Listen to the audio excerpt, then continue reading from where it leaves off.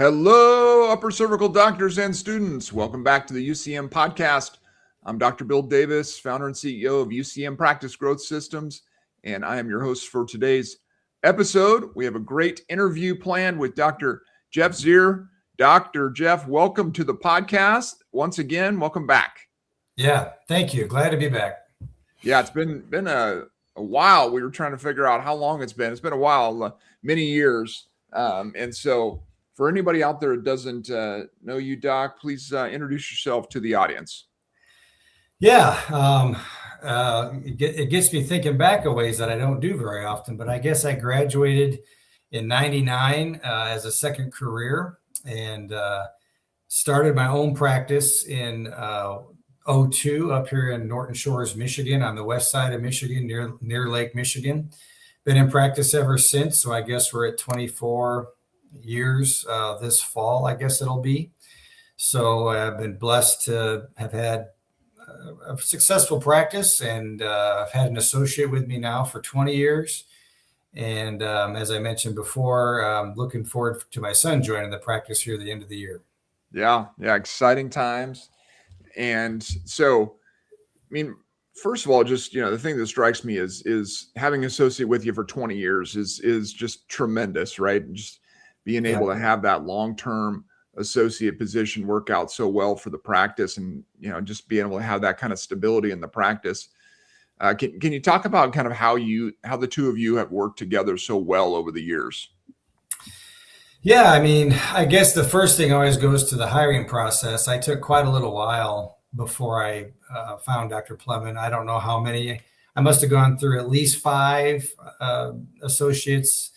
But I told myself I just wasn't going to be in a hurry about it. And there's no question of all of the other ones, for me anyway, all the other ones I interviewed, nobody would have done as good as well as him. And I would say, I hired so much on, he's a smart guy. He's real sharp, but I really hired on personality. I mean, you got to be able to talk to people. You got to be comfortable around people.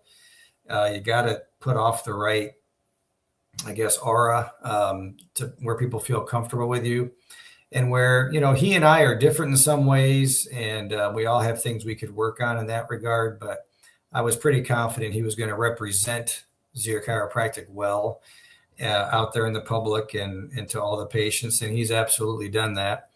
I did have some guidance through the hiring process through the management company I was with at the time. I still am. And, but, beyond that 20 years, we get along. I think I'm a pretty easy guy to get along with. I'd like to think I pay him well, at least solidly. I think that's a big part of it.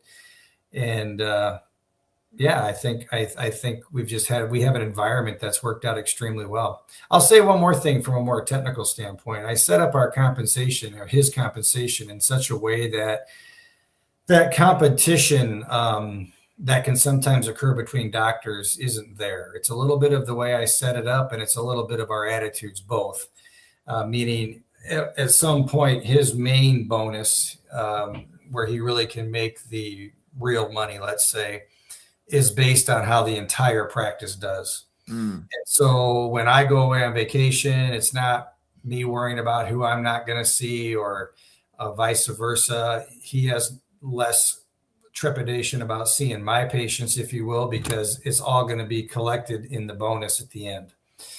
And I think that's been a huge thing. I just kind of made that in my mind a non-negotiable, because I've just seen so many practices and all these stories of associates.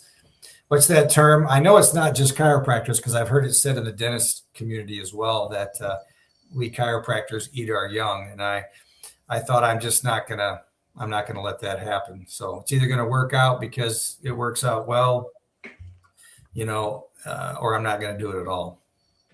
Yeah. And I love that. I think that that's so important, to align incentives properly, right? Where, like you said, where it's we win together, right? Like that's, I mean, really with all of your team members, you want to align them to the growth of the practice. You want them to be rewarded for the growth of the practice. And yeah, and that was really wise that you were able to do that early on. And I'm sure that's been a big reason why it's worked so well and why the practice has also grown and done so well as as well as getting those incentives aligned properly in the front end. Yep. Yeah, I agree. I mean, I wish I could say I'm a real savvy businessman, but because the numbers part of it isn't always my strong suit. But I'll tell you this: I was in a preceptorship in a big practice before I went off on my own, and a guy walked in to the office. I didn't know who he was. He had a new injury, and I did everything that I thought was the right thing to do to have nothing else happen than the next day get chewed out by one of the doctors because I was trying to steal his patient. Mm, And I thought, I'm just not going to have that. That's just ridiculous. That's just not going to work in a healthy situation. So that was where my stubbornness came in. I've been fortunate; the numbers have apparently worked out, but that was the main thing. I didn't want that atmosphere every day, all day, worrying about who's going to get what patient and so on. right, right. Yeah, and when everyone has that mentality of it's not my patient, not your patient, it's the clinic's patients, right? It's we all take care of these people together. We're serving the community together, and it's not just something you say, but it's something of how things are actually structured with pay and with all those types of things. Yeah. It's so important to get that right. Yep. Yep. Yeah. And so, as you mentioned, your son now is in chiropractic school. That's exciting. And that'll be, obviously expanding the practice more, adding an additional associate, having going to a three doctor practice. And so, you said he's finishing up at the end of the year, right? And Yep. so what's been some of the things that you've been doing to kind of get things ready for that transition as he comes out and as you go to, because pretty much all these years it's been a two doctor practice, right? And so Yep. Right. we're going to a three doctor practice. What's been some of the things you've been really focusing in on for that? That's a heck of a question, because it's so real right now. I went into this year thinking, okay, this is going to be the year. I gotta get the schedule straightened out. I got to relook at the compensation plan so we don't, with an extra doctor, that doesn't create that situation I just got done talking about. Yep. I've had to think about a new table, with the upper cervical work, atlas orthogonal specifically. There's obviously a very specific instrument that we use. So everything from figuring out paying for the new equipment to working on just the business. For me, I imagine it's not completely unique, but we chiropractors didn't go to business school, and I've actually hired on some other coaching to just help with the business side of things, the numbers, just looking at the numbers, and how can I do the compensation in such a way that it's fair, but not break the bottom line and so on. So I'm kind of right in the middle of that, just trying to get things set up as well as I can. Number one, so they work efficiently. You asked me offline, I'm not in a big hurry to retire by any means. However, at some point, it's going to get passed down and possibly to my son. So this is just the right time to have everything in order. That I've been kind of, okay, what I say, 24 years in practice on my own. I'm kind of an old school handshake, my words, my bond kind of a thing. But it asked me to put my hand on every document and, super tight HR stuff is just not my forte, not the kind of thing I enjoy. But that's what I'm trying to get on top of. I'm trying to get all that stuff in order. Yeah. Yeah. And then, as you mentioned too, you've also, from what I know about your practice, you've had a great team really to support you as well on the back end. And that's such a crucial piece, especially when you're going to add a third doctor. Like you said, there's, doctors are the most highly paid team members within a upper cervical chiropractic team. And so you have to do that strategically and think that through and all that. But the back end support is really important too. When you have the good team members that can support the doctors and support the mission, support what's going on, that's crucial too. And so Can you Yep. talk about your team and kind of what's some of the ways that you really developed the team over the years and continue to do that? Well, I'm proud to say I have two team members who've been with me since almost since the very beginning. So That's now over amazing. 20, yeah, over Yeah. 25. Well, not quite 25. So both of them over 20 years. And the one of them takes my X-rays and is kind of the bubbly personality in the practice up front, and the other one is the one who does more of the HR, financial, keeping track of all the numbers for me and things of that nature. And they both have been just super loyal. It kind of goes back to that, the personality and their work ethic. We've worked through a lot of things that probably neither one of them were trained on. My X-ray technician wasn't trained on upper cervical X-rays, for instance. And they've just, the words I can keep on coming back to are just loyal. I might have to send them home because they're sick, not because they're calling in when they have they don't have a good morning or something. And I got a third team member who is also just awesome in the same regard. She's younger, but she's now been pushing 10 years with me. Wow. But she also recently, now the last 3 years, has also been doing massage therapy, and she can literally do every single thing that's in the practice that needs to be done, including X-rays.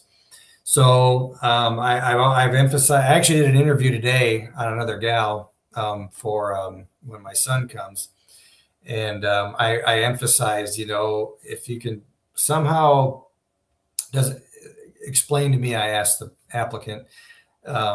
Talk to me about what it would feel like to be part of a team where just everybody steps up when it needs to be done. Whether it's in your job description or not, you see a need, you're going to step up and do it.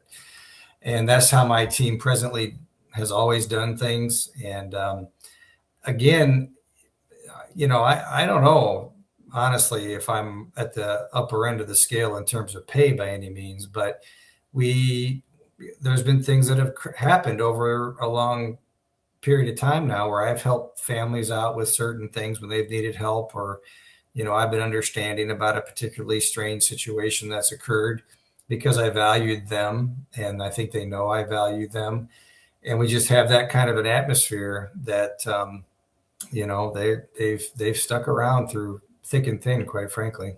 Yeah.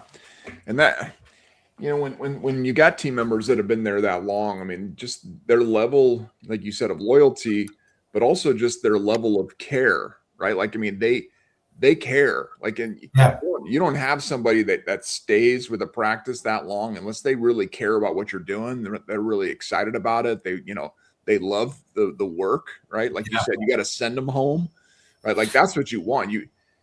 If you can find people that care, it's amazing, how important that is when it comes to hiring. Like, if someone is just looking for a job rather than looking to be part of something that's bigger than themselves, that's a kind of mission-minded person who understands, like, man, we're making a difference in the community here, and have that kind of that level of care, it's huge. And so, yeah, I mean, as and when you have people too that, I mean, and even like you said, jumping in and being able to do whatever is necessary to make the practice work, like that also is related to just caring, right? Like, it's like we care about how the practice works, right? We care that people are being taken care of. It's not about like, oh, well, that's your job, that's not my job, and that kind of thing. It's just like, we just need to do this stuff because this is what needs to be done, right? Yeah. And the trick is, I mean, there's probably a combination of question asking. I'm thinking of this because I literally just interviewed somebody this morning. Combination of asking the right questions, but also a bit of prayer. And I gotta say a little bit of luck, because how do you know? This gal I interviewed today was a very nice person, came across really well. I have a pretty good feeling about her in general. But boy, you sometimes don't know till they're here for 90 days. I don't think you know until you really go through some things. And but then you want to make sure you do what you can to keep them. And what I've found too with our team is, get the people involved that are already here, right? Get them involved in that hiring process, because a lot of times, people that do care they can sense whether or not somebody else actually cares too, right? And Yep. yeah, I've over the years I've had, like we try to get multiple people involved and do multiple interviews with different groups of people so that we can all kind of be like, is this a person that is consistent with who we are, right? As a team, right? Is it like, Right. is it, we got, everybody knows our core values and what we're about, what our mission is and all that. Is this person part of the we, right? Are they a we, right? Yep. And Right. yeah. And so, but yeah, like you said, it's, some of it does come down to like, well, we're going to hire them and see how they do. Right. Yep. Yeah, you try to do that as much as you possibly can on the front Yep. end. And I asked all my team members those questions in preparation for today, and every single one of them on their own individually said they just need to be a team player. They didn't say, can she do this well? Can she do that well? How smart is she? yeah, They said none of that, none of the qualification type things. Like, is she a team player? That's what everybody said. yeah, So, yeah. Well, let's shift gears a bit. I mean, I know we talked about before we started just something that, we've been talking about around here at UCM for as long as UCM has existed for the last 13 years is just the importance of video and using video to really communicate what you're doing within your practice and you've been getting more consistent with that, I think, and with your practice and we've been helping you obviously with that as well, but it just talk about that. Talk about as far as what were some of the things that were making it so you weren't doing videos before, and now that you are doing them, how has that impacted what you're seeing with the practice? yeah, I'd say one of the biggest things that was holding me back, other than being an older dude and just getting into the habit of it, or maybe thinking I had to be perfect. Those might be the three. But the biggest thing was honestly was the editing process. I do enough reading or watching on social media to understand that the ones that are there consistently and have the biggest followings got some pretty sharp things. Some of them just kind of wing it clearly, but other ones, they got the graphics and they got the captions and things like that. And quite frankly, I don't know how it all actually came to be. It was kind of a funny moment with Tony when I realized that you guys would do the editing for me and do all that fancy stuff. And I think from the first bit of our conversations, just, hey, Doc, start doing videos kind of thing. It wasn't that simple, but I mean, it was like, I know I got to do videos. Videos would be good. And I don't know how many months went on and on and on. And I just kept toiling over. I cannot see myself editing these things and doing the fancy work and sitting in front of my phone, messing around and all that. And then he's like, oh, well, we do all that for you. And I'm like, well, okay. I think the very next week I did one, and it just went, I decided I'm going to do once a week. I'm going to go downstairs before everybody gets here once a week and start doing videos. And they're pretty crude. I'm Gabrielle, who works for you. Yeah. I could do better to neaten them up. No question about it. I could work on my view and all those things. But once I realized you would do the lion's share of the work with UCM, that by far is what opened the gate. No question about it. And then when I even started to realize, and this was just me being a little slow on the uptake. That was for the paid, the ad spend that we were doing on social media were those videos going out. Then I started, I've always realized so many of the big influencers out there, they're got something going every day. Well, that's the more organic thing. So then I thought, well, maybe now that I've got started, I know a little bit. I just started to dip my toe into doing my own kind of organic videos as well, just to kind of supplement, if you will, or fill in time in between the paid advertisement. So I've only done a handful of those, but I found out through Instagram, and that there's some other apps as well that can help you do all those things. But it was really just understanding, and the intimidating part was really all of the editing stuff. Yeah. And we do have a tremendous video team and editors and whatnot within our team that really help with that, because we crank out a lot of videos at this point, and it is it's so important. And as you said, it's the only way to get better at doing videos and recording videos is to actually record videos, right?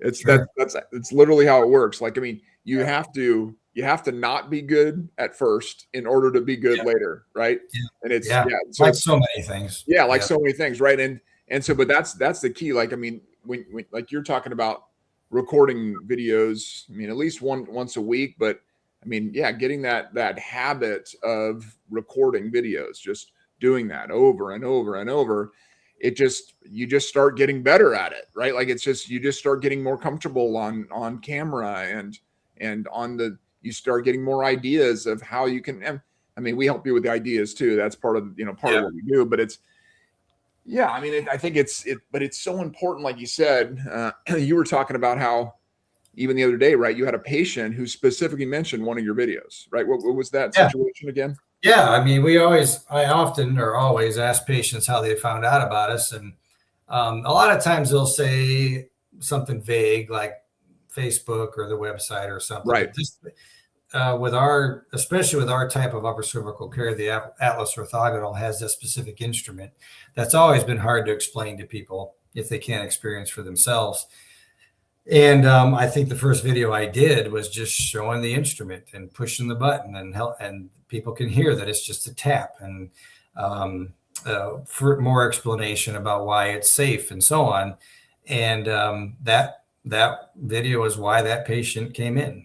She had other fears of chiropractic, and whether they were founded or not, but that video to her answered a lot of her questions and concerns, and she came in as a result. Yeah, and that's really cool, because ultimately, if you can position your videos in such a way, especially your doctor videos, you can position them in such a way where you're answering people's questions. That is one of the most effective things you can possibly do with doctor videos, right? Mm-hmm. If people have questions, I mean, and we all actually know, I mean, everyone who's in practice know the questions that people ask, right? Because you hear them all the time, right? Yeah. You hear them in your practice. You hear them from new patients. You hear them from potential you hear them from people that you're talking, friends of yours that are talking to you about possibly coming into the practice, right? You hear these questions all the time. And if you can just focus on answering those questions in video form, that is extremely powerful way to make videos, right? I just thought of one while you were talking. Yeah, write it down. Yeah. No, but that's it. And like what I encourage doctors to do all the time is just think about the questions that people are asking, right? If somebody asks a question in in a practice day, just in the course of a day of seeing patients, and you answer that question, just jot that down at the end of the day, or just think it through at the end of the day and be like, okay, what questions did patients ask me today? Right. Yeah.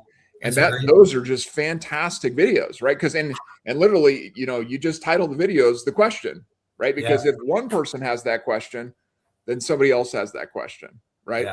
Because people have the same questions. Yeah, I've not put it in those words, but it's a great way to put it, and it's a great way to kind of tag or have it flick off in your brain each time you hear that question. Yeah, I did. I just thought of a good one. Awesome. Thank you. Absolutely.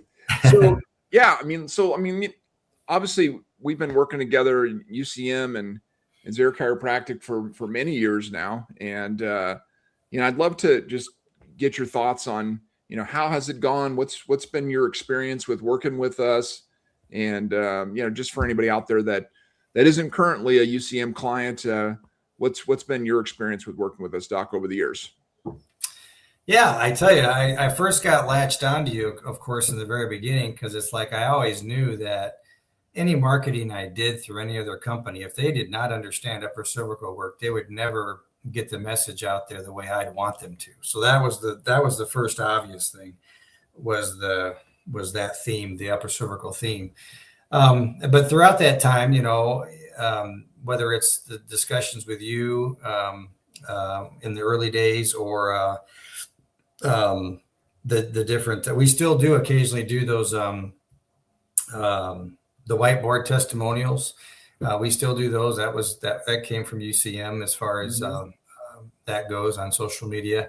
Yep. And I kind of ebbed and flowed, to be fair. I mean, I went a lot of months, and I think it sometimes even maybe up to a year or so where I wasn't all that engaged, other than having you do the normal things throughout time. But I wasn't super engaged myself.